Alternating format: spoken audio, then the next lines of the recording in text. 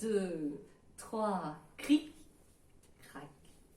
Il était une fois, dans un magnifique palais à Venise, la petite princesse Carlotta. Elle habitait dans un palais splendide, seulement voilà, la princesse Carlotta avait une âme d'aventurière. Or, elle ne sortait jamais de son palais. Quand elle sortait, c'était pour prendre une gondole qui l'emmenait jusqu'à un autre palais. Elle allait dans des bals magnifiques, mais ne rêvait que d'une chose, c'était de découvrir la vraie vie. C'était d'aller dans les rues et de voir les gens. La princesse Carlotta avait comme meilleure amie sa nourrice, qu'elle aimait tendrement, et un jour elle lui dit « Oh nourrice, je t'en prie, c'est bientôt le carnaval. Va de par les rues et trouve une jeune fille qui me ressemble. Tu fais-la venir à la maison et puis on lui mettra un masque sur le visage car ce sera le carnaval. Et puis moi, je me déguiserai, je partirai dans les rues pour découvrir enfin ce que c'est que la vie. » Et sa nourrice l'aimait tendrement et savait que la princesse Carlotta était bien malheureuse, enfermée. Alors ce matin-là, elle est partie dans les rues de Venise, puis elle a marché, puis elle est passée de pont en pont en pont, et elle scrutait tous les visages de jeunes filles, mais rien n'a fait. Aucune ne ressemblait à Carlotta. Elle a pris le chemin du retour, il était tard le soir, elle était fatiguée, et puis la lune est montée dans le ciel, et là, au clair de lune, elle a vu dans une gondole une jeune fille qui dormait. Et quand elle s'est approchée, elle dit « Mais princesse Carlotta, réveillez-vous enfin, princesse Carlotta !» Et la jeune fille se réveille et regarde cette femme qui la secoue, lui dit « Mais enfin, je ne m'appelle pas Carlotta, je m'appelle Chiara. » « Quoi? Vous vous appelez Chiara? Mais c'est justement vous que je cherche. Vous savez, je suis venue vous chercher pour que vous viviez une véritable vie de princesse, pour vous emmener dans un palais merveilleux où vous irez dans des bals fantastiques. » Et voilà qu'elle lui raconte toute l'affaire. Et Chiara dit « Ce serait tellement bien. Eh bien, suivez-moi. Il faut quand même que j'aille prévenir mes parents, dit Chiara. Non, non, il n'y a pas le temps. » Alors Chiara, elle a hésité un moment, et puis qui refuserait de devenir princesse? Et elle a fini par suivre la nourrice. Elles sont arrivées près du palais, et là, elles ont pris un chemin secret à l'intérieur du palais. Elles ont monté les escaliers discrètement, et elles sont arrivées dans la chambre de Carlotta. Et quand les deux jeunes filles se sont regardées, on aurait dit deux sœurs jumelles. Elles étaient tellement émues, elles sont tombées dans les bras l'une de l'autre. Et pendant toute la nuit, Carlotta a appris à Chiara, qui venait des quartiers pauvres de Venise, comment bien se tenir, comment danser, comment parler dans un palais, comment s'habiller. Et puis elle lui dit, et puis je voudrais te confier ce petit violon. C'était un tout petit violon, on appelle ça un violon pochette, qui était celui de Carlotta. Je te le confie, car c'est un peu mon ami, et peut-être qu'il pourra te réconforter, toi aussi. Elle lui a montré un peu comment on jouait au violon, et au petit matin, Carlotta a pris un costume de Pierrot, et elle est partie dans les rues.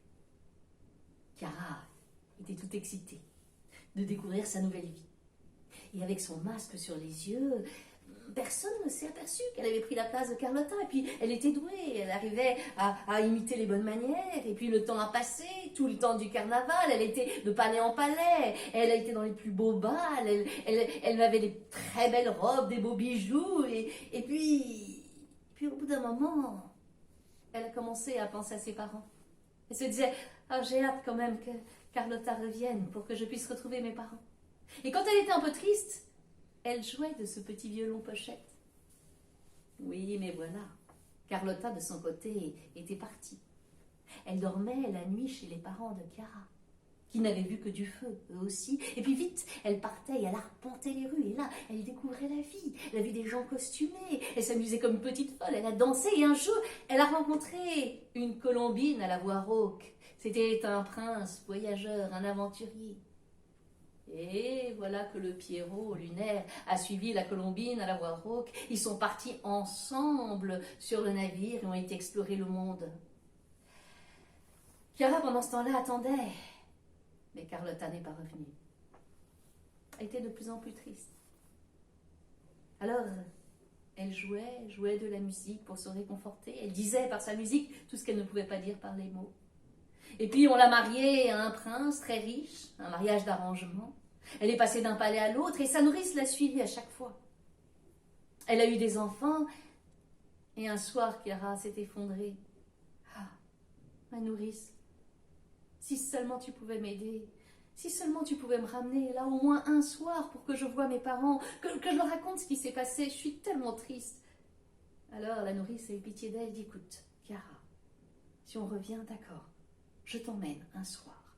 Ou même on peut y aller ce soir si tu veux. » Et aussitôt elle a pris un manteau noir, elles sont passées par les souterrains, puis elles sont passées quand même dans une petite cour du palais qu'elles étaient obligées de traverser, et là, elle a rencontré son mari, le prince, qui était sorti et qui revenait. « Comment ça, ma femme? Vous partez sans me prévenir? Désormais, je vous ferai surveiller de près et je vous interdis de sortir du palais. » Chiara et la nourrice sont rentrées dans leur chambre et Chiara dit « C'est pas possible, c'est juste ce soir. Le seul moment où je vais pouvoir m'échapper, c'est ce soir. Je t'en prie, aide-moi. Je ne peux pas vivre enfermée toute ma vie. » Elle a été chercher ses enfants qui dormaient.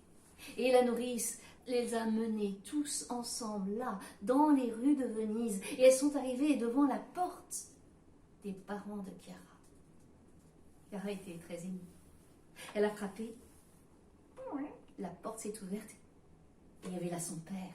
Oh, il avait l'air bien vieux depuis qu'elle l'avait vu, mais il était là, vivant. Le père, quand il a vu sa fille, il n'en a pas cru ses yeux. Ils sont tombés dans les bras et ça a été de merveilleuses retrouvailles. Chiara, en partant du palais, avait pris quelques bijoux de Carlotta. Et puis surtout, elle avait pris, vous savez, ce petit violon pochette que l'on mettait facilement dans sa poche. Avec l'argent qu'elle avait pris, ils ont déménagé, ils ont été dans une autre ville, ils ont acheté une maison. Et puis, grâce à ce petit violon pochette, elle s'est fait maître de danse. Elle passait de palais en palais et elle apprenait aux jeunes gens à danser comme on le lui avait appris à elle. On n'a jamais eu de nouvelles de Carlotta. Est-ce qu'un jour elles se sont revues toutes les deux, allez savoir.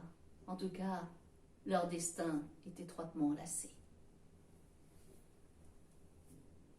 Et crac, l'histoire est terminée.